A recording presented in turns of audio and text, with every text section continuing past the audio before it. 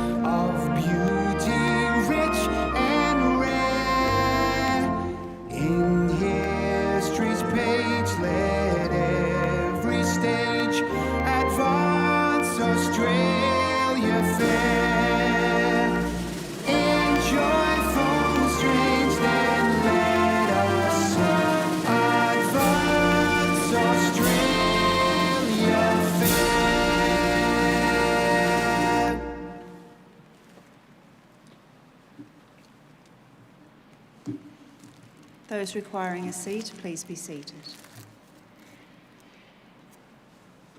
The Australian War Memorial was the vision of Charles Bean, Australia's First World War official historian.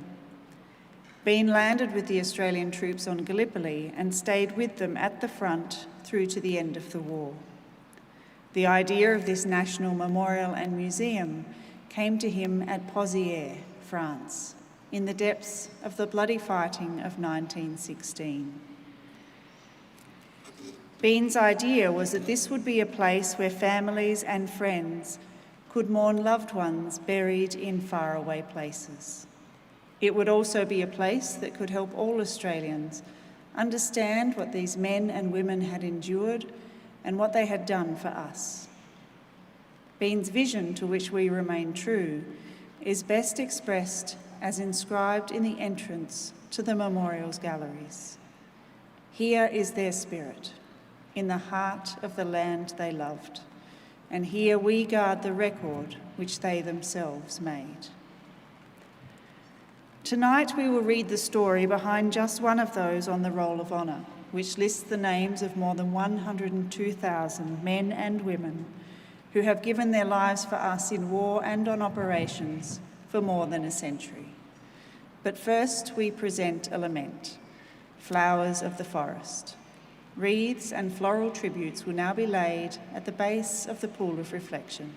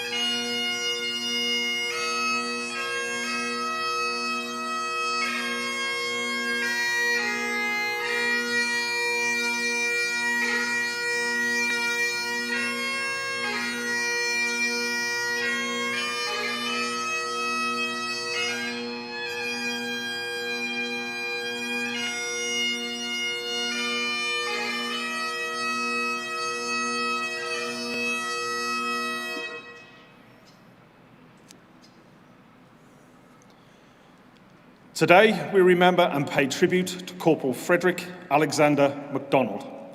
Frederick McDonald was born around 1891 to James and Elizabeth McDonald of Tatong near Benalla in Victoria. He probably grew up on Tatong and was educated at the state school at nearby Ryans Creek. He went on to work as a labourer in the district. After finishing school, Frederick joined the 16th Light Horse Regiment as a volunteer, serving for several years before the First World War. Frederick McDonald enlisted in the Australian Imperial Force shortly after the outbreak of war in August 1914. His experience with the Light Horse in Benalla saw him posted to the 4th Light Horse Regiment of the Australian Imperial Force. He underwent a period of training in Australia before leaving for active service from Melbourne on the 19th of October 1914. Trooper McDonald was first sent to Egypt, where the regiment continued training in the desert. On the 25th of April 1915, the Australian infantry landed on Gallipoli, but the Light Horse were considered unsuitable for the operation because of their horses. Eventually, mounting casualties at the Dardanelles meant that the Light Horse was sent to Anzac Cove without their mounts in order to support the operation. The 4th Light Horse Regiment landed on Gallipoli in late May 1915 and were initially sent forward in squadrons to reinforce the infantry on the heights above the beach. After several weeks scattered along the line, the regiment formed and spent much of its time holding a defensive position around Reary's Point post. McDonald proved himself an able soldier, and on the 7th of October, he was promoted to corporal. 9 days later, he would be dead. An officer of the 4th Light Horse later recounted, "We had the misfortune to lose one of our best men a few days ago. He was a corporal in my troop. McDonald was his name. He was a fine chap and as brave as it is possible to get men. It seems a funny thing that the shells always seem to pick out the best men. This chap was one of our main snipers. A shell came through the parapet, catching him on the right shoulder, practically taking his arm off. Even then, he asked if any of his mates were hit, and when he was told no, he seemed quite pleased and started to walk to the dressing station, but was placed on a stretcher. He told the stretcher bearers to be careful of his arm, and Percy Fulton went down to the beach with him and saw him off to the boat, but he died the next day and was buried at sea. Such is the fortune of war. But to see a chap like this bearing his wound so bravely, it made more than one of us turn our heads and wonder if one should be as brave should our turn come. Would you convey my deepest sympathy and tell his mother he died a real hero's death? Today, Corporal Frederick Alexander McDonald is commemorated on the Lone Pine Memorial. He was 23 years old. His name is listed on the Roll of Honour on my right, among almost 62,000 Australians who died while serving in the First World War. His photograph is displayed today beside the pool of reflection. This is but one of the many stories of service and sacrifice told here at the Australian War Memorial. Now we remember Corporal Frederick Alexander McDonald, who gave his life for us, for our freedoms, and in the hope of a better world.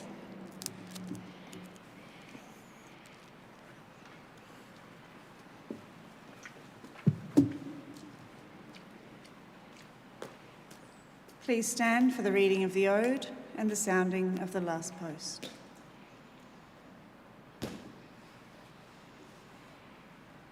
They shall grow not old, as we that are left grow old.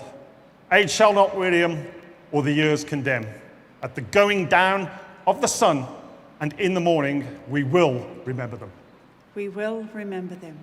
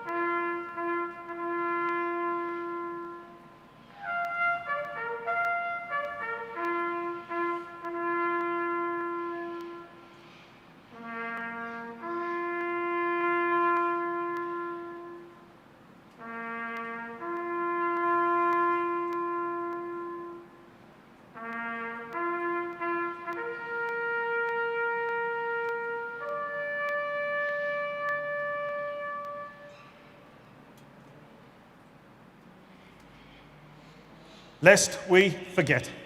Lest we forget.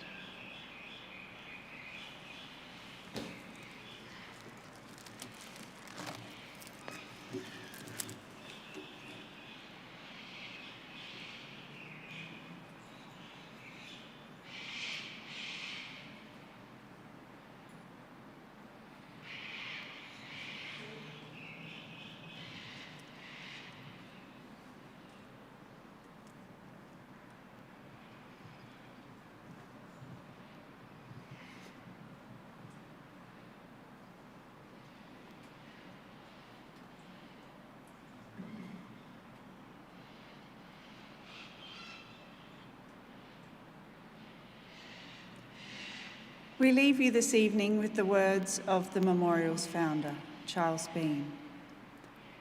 Many a man lying out there at Poziere or in the low scrub at Gallipoli, with his poor, tired senses barely working through the fever of his brain, has thought in his last moments, well, it's over.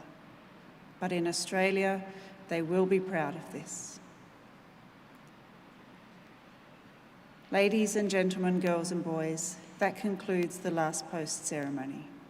We thank you all for visiting the Australian War Memorial, and we wish you all a very good evening. Thank you.